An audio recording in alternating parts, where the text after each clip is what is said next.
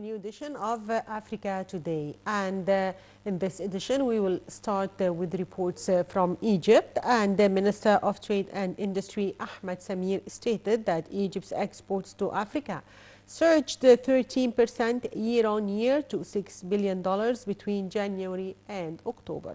The recent figures superseded expectations by Egyptian Chamber of Chemical Industries and Federation of Egyptian Industries, which estimated exports to Africa to $5.5 billion. Details in the following report.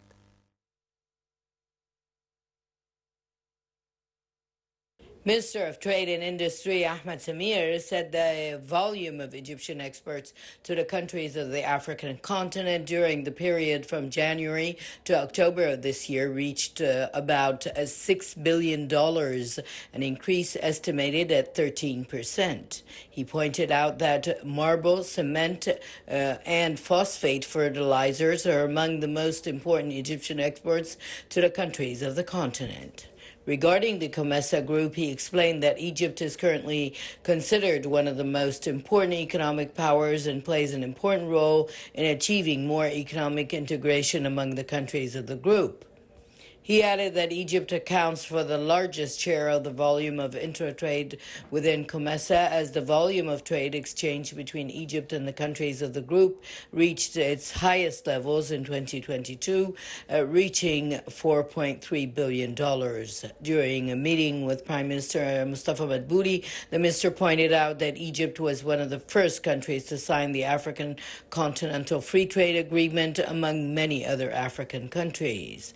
Madbouli also reviewed a number of proposals that would contribute to increasing trade exchange with African countries. Samir reviewed the commercial representation offices in Africa, explaining that there are 15 commercial representation offices across the continent, which supports and enhances the aspects and frameworks of trade cooperation between the various countries of the continent. The minister also reviewed the proposed mechanisms for establishing integrated Egyptian commercial centers in Africa.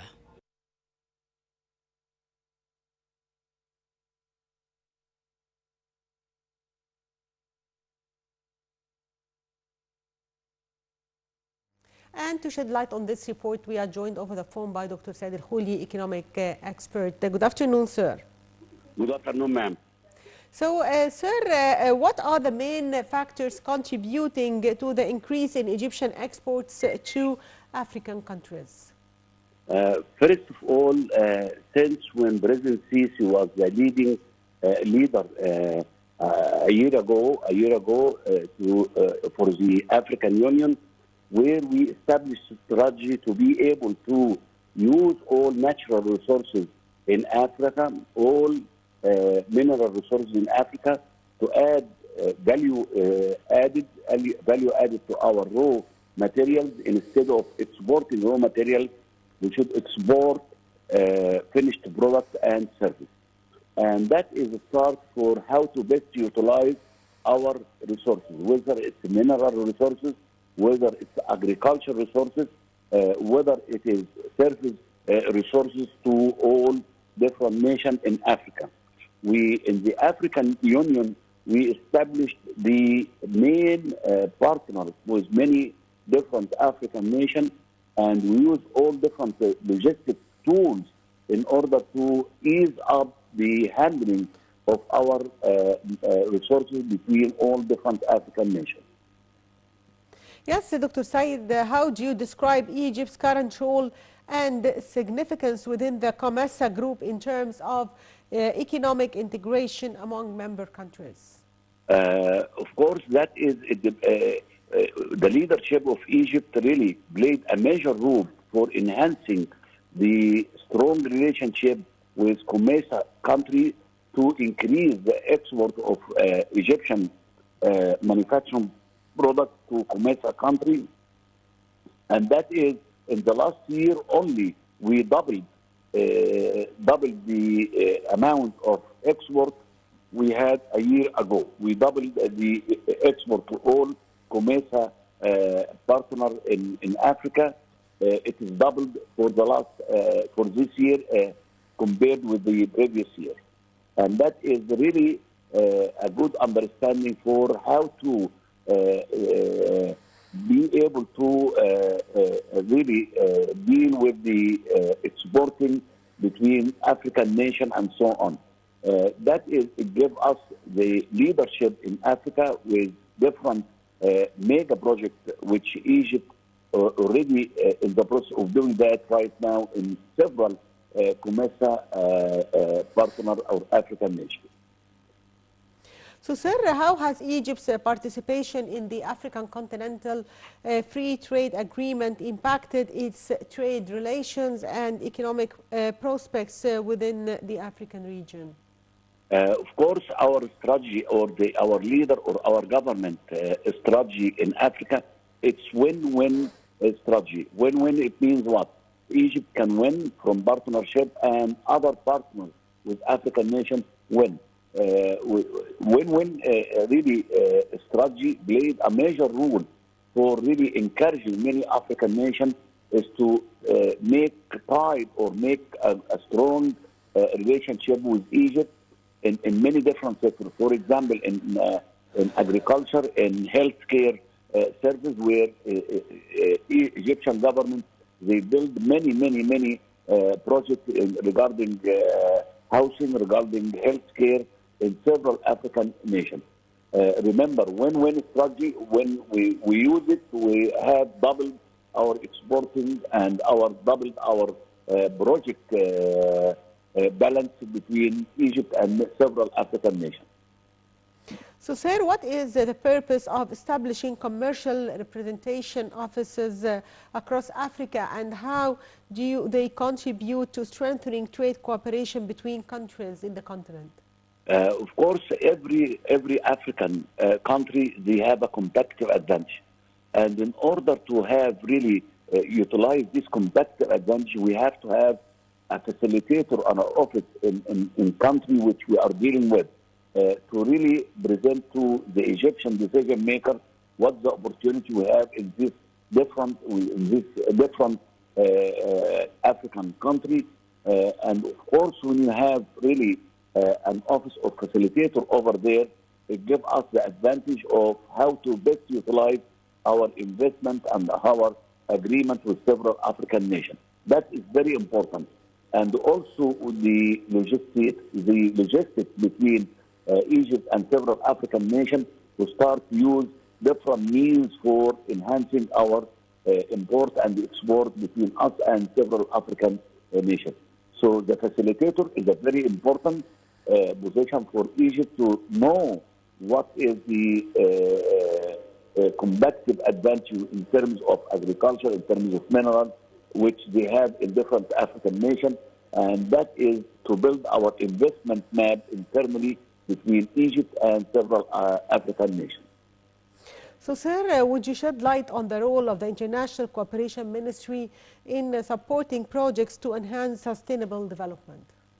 In order to have sustainable development, we have to really have a good negotiating teams, and also to have a negotiating team with the international financial organization, because Africa, I believe, I call it as a virgin continent, which we didn't really fully utilize our natural resources. And of course, we have to have a partner, and I call it as a strategic partnership between Egypt and African nation and international financial institution. We have the location. We are really close to the Nile River. We have the Nile River. We have the Red Sea. We have the Mediterranean Sea. So Egypt, it will be the gateway for Africa to be able to export our product and service to the Gulf states, the Middle East, even to European countries. So the Egyptian position, we have to utilize it. Our location, we have to utilize it. Our labor force, we have to utilize it. Our expertise in many different areas, we can utilize it in order to really encourage international financial institutions to come invest in Africa, and Egypt play major role when it comes to negotiation, which attract this foreign direct investment.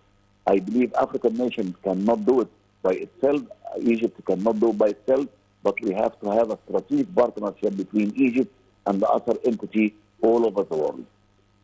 So, sir, attracting foreign investments turns out to be an essential goal for the government. Would you please highlight to us the latest cooperation between ministries to achieve this target? First of all, when it comes to energy, we have a lot of we have a lot of international agreement with Belgium, with another country for producing the green hydrogen project for energy.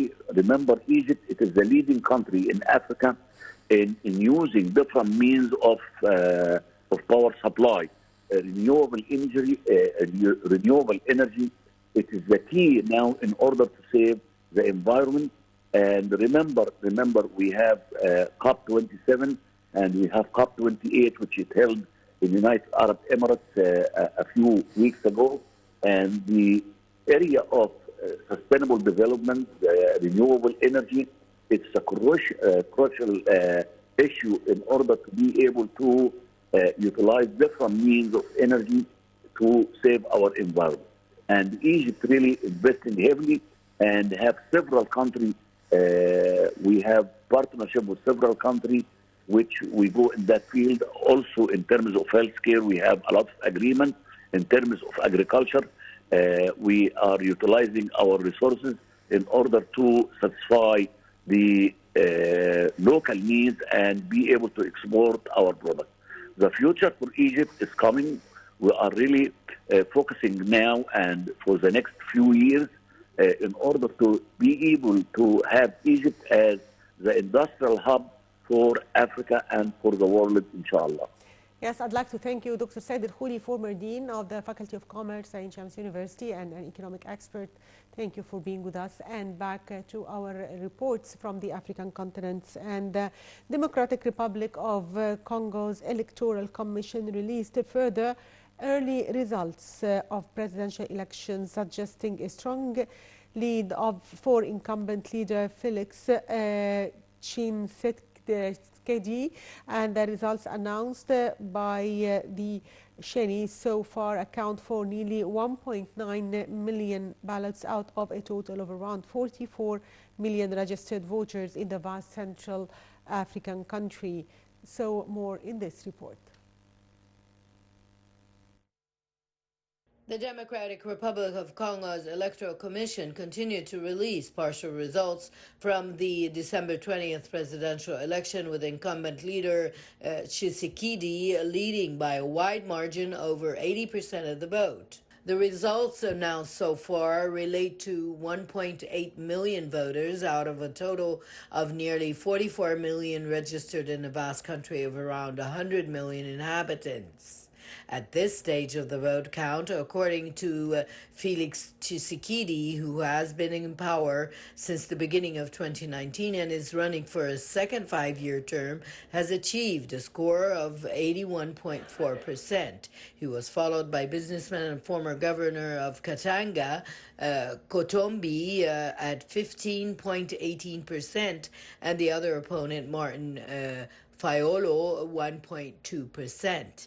The 20 or so other candidates in the running, including Nobel Peace Laureate Prize Denis Kawabi, failed to reach 1%.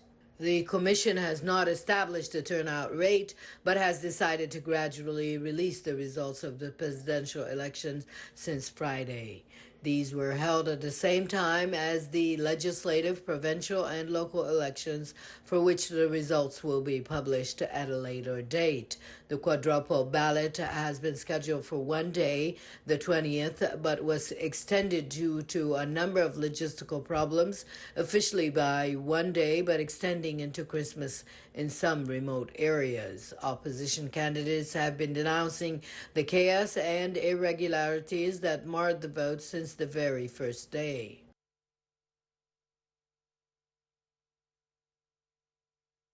And metal engraving, a long-standing tradition that has been practiced across North Africa and the Middle East for centuries, was added to UNESCO's Intangible Heritage List.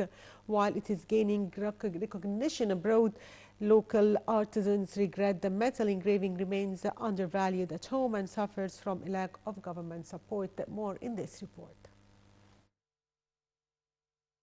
The ancient techniques of metal engraving, such as mattis, tracing, open work, or setting, were very recently recognized as intangible heritage by UNESCO.